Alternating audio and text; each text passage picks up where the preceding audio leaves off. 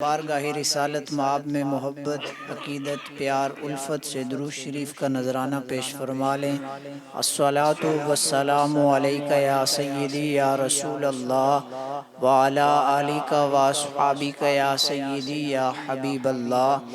الصلاۃ والسلام علیک یا سیدی یا خاتم النبیین وعلی آلک واصحابک یا سیدی یا جد الحسن والحسین۔ بندہ پروردگارم امت احمد نبی، دوست دار چہار یارم، تابع اولاد علی، مذہب حنفی دارم، ملت حضرت خلیل، خاک پائے غوث اعظم زیر سایہ ہر ولی۔ نہ فکر کی جولانی نہ غرض ہنر مندی، نہ فکر کی جولانی نہ غرض ہنر مندی، توصیف پیمبر ہے توفیق خداوندی۔ حمد و صلوات کے بعد ذی وقار و ذی احتشام ارباب علم و دانش، عارفین سخن و کلام، محترم مکرم بزرگان قوم، نوجوانان اسلام، سامعین و حاضرین، السلام علیکم ورحمۃ اللہ وبرکاتہ۔ ہم 2021 مسابقہ نعت شریف کے حسین انتظام، انصرام اور انعقاد کی تکمیل پر اس محفل تشکر میں حاضر ہیں، اور ہمارے انتہائی مکرم، مخلص اور بزرگ اساتذہ ثنا خان، میں ابھی بیٹھے بیٹھے سوچ رہا تھا کہ یہ جتنے احباب جن کی ثنا خوانی آپ نے سنی، یہ وہ بزرگ ہیں، یہ وہ ثنا خان ہیں۔ بزرگی صرف عمر کا نام نہیں ہے۔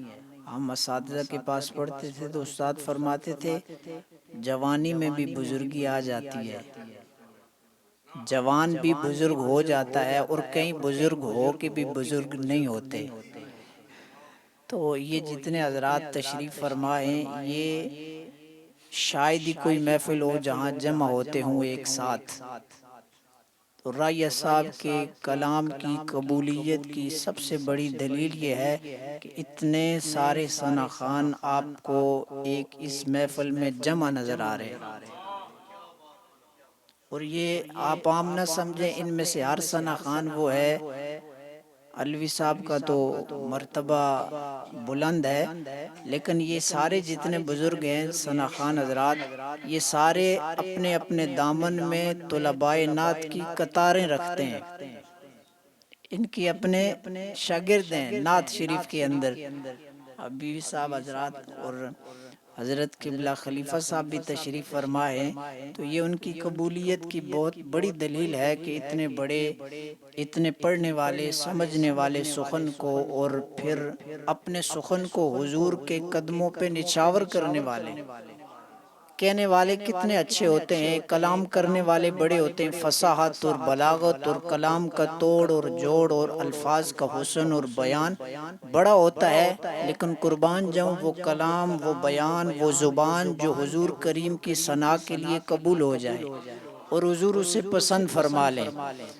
ابھی علوی صاحب جب منقبت کے اشعار پڑھ رہے تھے رائے صاحب علیہ رحمہ کے لیے، تو میرے ذہن میں یہ حدیث مبارکہ بڑی مشہور و معروف ہے، آپ نے اکثر علماء سے سنی، مفتی صاحب علیہ رحمہ بھی بیان فرماتے تھے کہ جب حضور کریم منبر پہ حضرت حسان بن ثابت کو بٹھا کر فرماتے حسان ہماری نعت سناؤ، تو حضرت حسان ظاہری بات ہے تاجدار کائنات، نبیوں کے سردار تشریف فرما ہے، حضور کی ثنا کرنی آسان کام تو نہیں ہے۔ ادب گایست زیر زمیں عرش نازک تر، نفس گم کردہ می آیت جنید و بایزیدی جا۔ یہاں تو جنید اور بایزید جیسے بھی نفس کو گم کر کے بیٹھتے ہیں۔ تو حضرت سیدی اعلیٰ حضرت علیہ رحمہ نے بھی اسی تناظر میں فرمایا تھا کہ مدینے کے خطے خدا تجھ کو رکھے، غریبوں فقیروں کو ٹھہرانے والے۔ اور اسی کے ساتھ ایک شعر ہے جس میں اعلیٰ حضرت فرماتے ہیں یہاں قدموں کے ساتھ نہیں احمد رضا، یہاں سر اور آنکھیں بچھا کے چلا جاتا ہے۔ وہ اعلیٰ حضرت کا شعر ہے۔ تو اتنی بڑی ہستی کے سامنے حضرت حسان بن ثابت جب شعر پڑھنے لگے تو حضور کریم نے پھر ڈھارس بندھائی، حضور نے ڈھارس بندھائی، حسان پریشان نہیں ہونا، اللہم دعا فرمائی، اللہم ایدہ بروح القدس، اے اللہ میرے حسان کی جبرائیل امین کے ساتھ اس کی نصرت فرمانا۔ جہاں بھی نعت خوان نعت پڑھ رہا ہوتا ہے ہو حضور کا سچا غلام، ہو للہیت خلوص کے ساتھ پڑھنے والا، وہ یہ ذہن میں رکھا کرے کہ 14 صدیاں پہلے جو حضور نے دعا ارشاد فرمائی تھی اس دعا کا فیضان قیامت تک جاری اور ساری رہے گا۔ نعت پڑھنے والے کی پشت ہوگی اور سہارا جبرائیل امین کا ہوگا۔ اللہم ایدہ بروح القدس، اے اللہ میرے حسان کی تائید کسی اور سے نہیں کرانا، اور جبرائیل کوئی عام فرشتہ نہیں ہے، حضور کریم خود فرماتے ہیں 500 پروں والے فرشتے ایک پر کھولے مشرق تا مغرب سارا ڈھانپ کے رکھ دیں، ایک پر مشرق تا مغرب سارا ڈھانپ دیں، فرمایا اتنے بڑے پروں والا فرشتہ بھی حضور فرماتے ہیں یہ بھی دربان بن جاتا ہے حسان بن ثابت کا، یہ بھی حفاظت کے لیے نگہبان بن جاتا ہے حسان بن۔ اس سے بڑا ٹائٹل اور کیا ہو سکتا ہے حضور کے ثنا خان کا، اس سے بڑا اعزاز اور کیا ہو سکتا ہے، اس سے بڑی ڈگری کیا ہو سکتی ہے، اس سے بڑا بیج کیا ہو سکتا ہے۔ حضور فرماتے ہیں جب نعت زمین پہ پڑی جا رہی ہوگی فرش سے پرواز کرنے والا جبرائیل اتر کر اس کی پشت پہ سہارا دے رہا ہوگا۔ تو یہ رائیہ صاحب علیہ رحمہ کی کلام کی یہ برکتیں ہیں کہ اللہ رب العزت نے اتنے ساری شخصیات کو محبت کرنے والے حضرات کو جمع فرما دیا، اور ان کی اولاد کو اللہ نے یہ توفیق عطا فرمائی۔ بڑے بڑے میں تو علوی صاحب جب کلام پڑھ رہے تھے آخری کلام اللہم صلی علی، تو اس کی طرز مجھے بچپن سے یاد ہے، اور یہ سن 1998-97 کی بات ہے، یہ جھنگل شریف میں آئے تھے، بچے بھی ان کے ساتھ تھے، وہ بھی بہت چھوٹے تھے، اب وہ نہیں پہچانتے ہوں گے، تو میرے والد صاحب انہیں لے گئے تھے، تو یہی کلام پڑھا تھا، مجھے وہی وہ 20-25 سال پرانے لفظ یاد آ گئے، 22 سال تقریباً پرانے، تو وہی طرز وہی ٹیون ابھی تک یاد ہے۔ ہم یہی شعر پڑھ کے نعت خوان بنے ہیں، یعنی نعت شریف ہم بھی پڑھتے تھے اب بھی پڑھتے ہیں، اللہ پاک فضل فرمائے۔ تو وہ اتنا پرانا ان بزرگوں کا وہ فیضان جاری اور ساری اللہ رکھے۔ تو رائیہ صاحب علیہ رحمہ کا ایک کلام ہے، اس کا ایک شعر جس طرح کہ ہمارے محترم مکرم حبیبی صاحب اللہ ان کو صحت میں برکت عطا فرمائے فرما رہے تھے کہ آپ نے اس کا ذکر بھی کرنا ہے، تو میں ایک شعر اور اس ایک شعر کے ساتھ ایک حدیث مبارکہ آپ کی خدمت میں عرض کروں گا کہ جو رائیہ صاحب کو 14ویں-15ویں صدی کے اندر اللہ نے جو مزاج دیا تھا، یہ مزاج اس دور کا نہیں تھا، یہ مزاج صدیوں پہلے کا تھا، یہ مزاج اس صدی کا نہیں تھا، یہ مزاج صدیوں پہلے کا تھا، اور اس مزاج کا تعلق حضرت حسان بن ثابت کے مزاج سے ہے، اس مزاج کا تعلق حضرت عبداللہ بن رواحہ کے اشعار سے ہے، اس مزاج کا تعلق حضرت شاعر مصطفیٰ حضرت عامر بن اقویٰ کے مزاج سے ہے۔ بخاری شریف کی ایک روایت ہے، حضور کریم صلی اللہ علیہ وسلم جب بھی حضور کا نام نامی آئے اپنے زبانوں کو مٹھاس دینے کے لیے درود شریف پڑھا کریں اور اس کی عادت بنایا کریں۔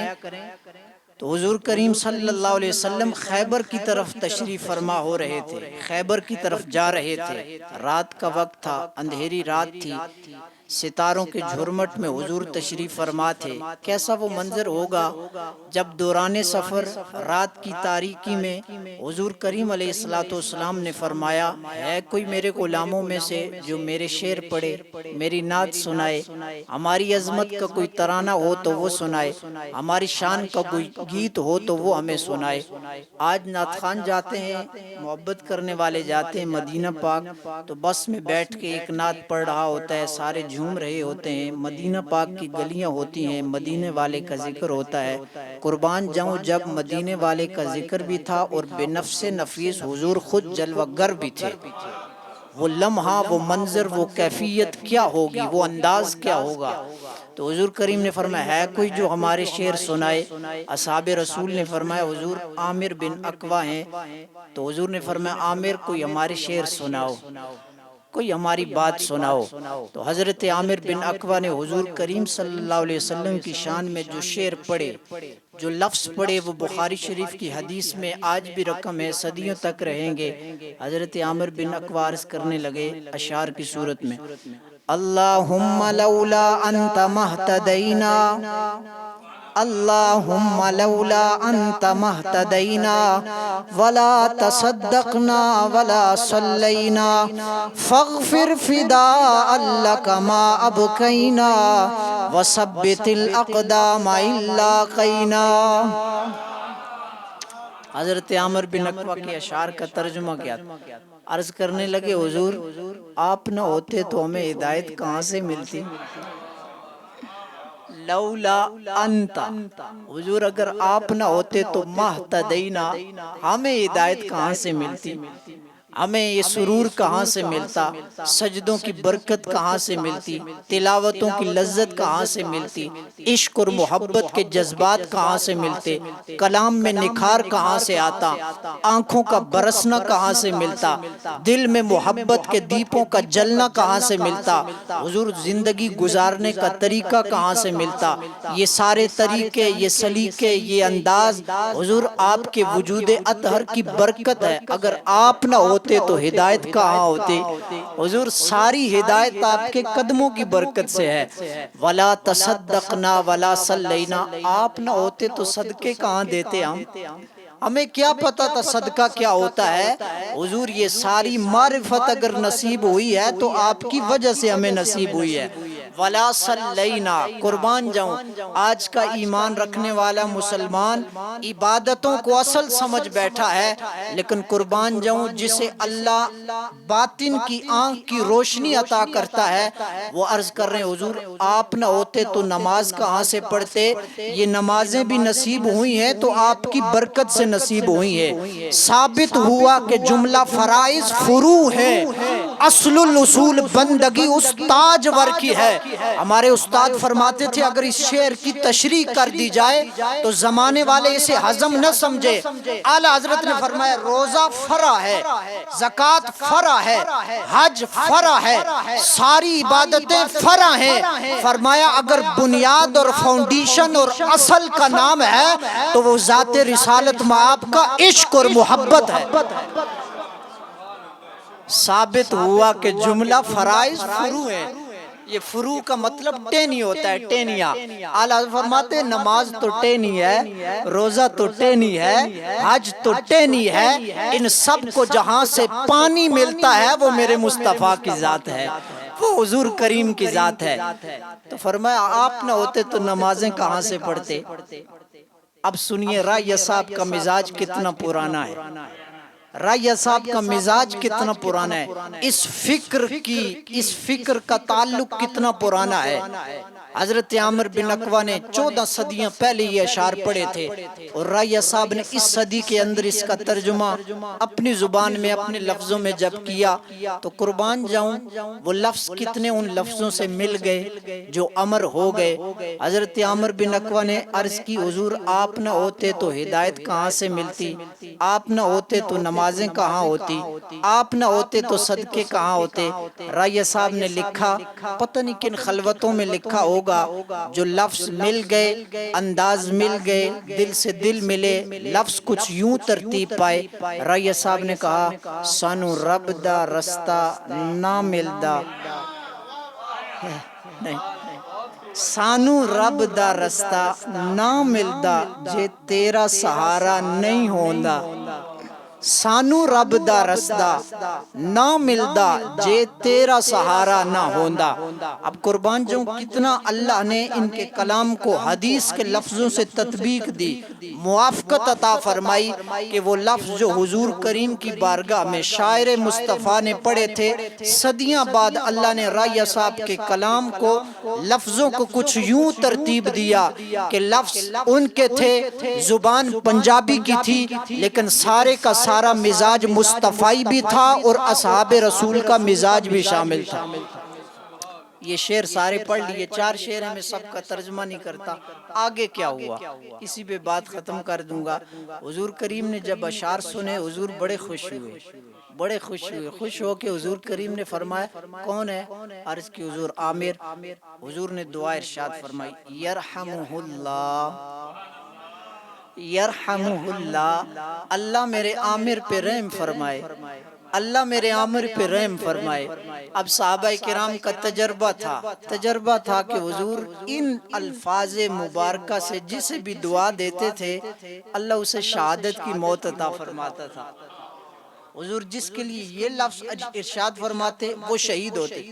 حضرت پاس ہی حاضر تھے حضرت فاروق اعظم، عرض کی وجبت یا نبی اللہ، حضور آپ نے جو فرمایا وہ تو واجب ہو گیا، کاش ہم تو اس شوق میں تھے عامر آپ کی نعت پڑھتے رہتے، ہم آپ کی نعت سنتے رہتے، لیکن حضور نے آپ نے تو جلدی ہی مرتبہ عطا فرما دیا، اب عامر ہم سے جدا ہونے والا ہے۔ وجبت، حضور آپ نے فرمایا تو واجب ہو گئی، بات حق ہو گئی، وہ دہن جس کی ہر بات وحی خدا، چشمائے علم و حکمت پہ لاکھوں سلام۔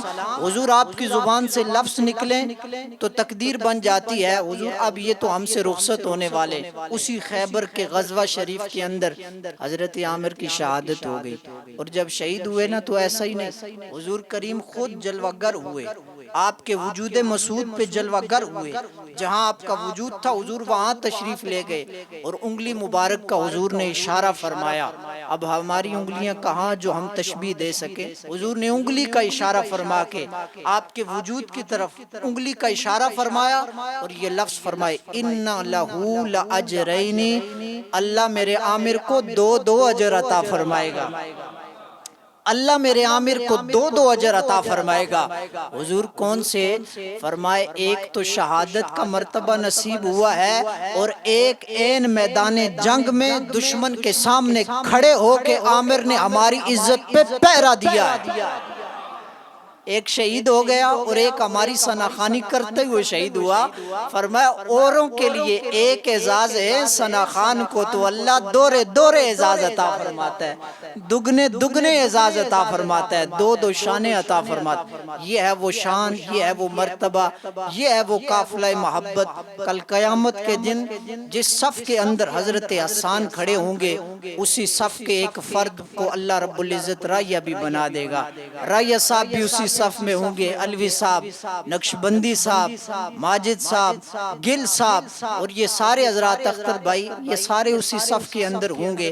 بس اسی وجہ سے یہ ساری محفلیں، یہ برکتیں، یہ رنگ سجایا جاتا ہے کہ اسی صف کے اندر اللہ ہمیں بھی جگہ نصیب فرما دے۔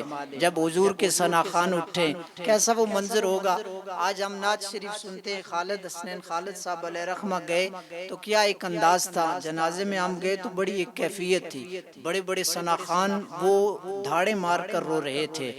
تو یہ تو ایک صدی کا منظر ہے، اتنے بڑے ثناخوان، جب ساری صدیوں کے ثناخوان جمع ہوں گے، وہاں سعدی بھی ہوں گے، وہاں شیرازی بھی ہوں گے، وہاں رومی بھی ہوں گے، وہاں جامی بھی ہوں گے، وہاں حسان بن ثابت بھی ہوں گے، وہاں احمد رضا بریلی بھی ہوں گے، یہ سارے جب جمع ہوں گے، وہاں پیر میر علی شاہ بھی ہوں گے، وہاں پیر میر علی شاہ بھی ہوں گے، یہ بڑے بڑے ثناخوان جب ہوں گے تو کیسا منظر ہوگا، کیسی نعتیں ہوں گی، کیسے کلام ہوں گے، کیسی لذتیں ہوں گی، کیسی برکتیں ہوں گی۔ اللہ مجھے آپ کو ان لذتوں سے آشنائی نصیب فرمائے، اللہ ہمیں وہ برکتیں نصیب فرمائے، اللہ اس پورے گھرانے کو اسی محبت الفت کے اس کارواں کو جاری رکھنے کی توفیق عطا فرمائے۔ دوران گفتگو اگر کوئی کمی بیشی ہوئی اللہ پاک معاف فرمائے۔ وما علینا الا البلاغ المبین۔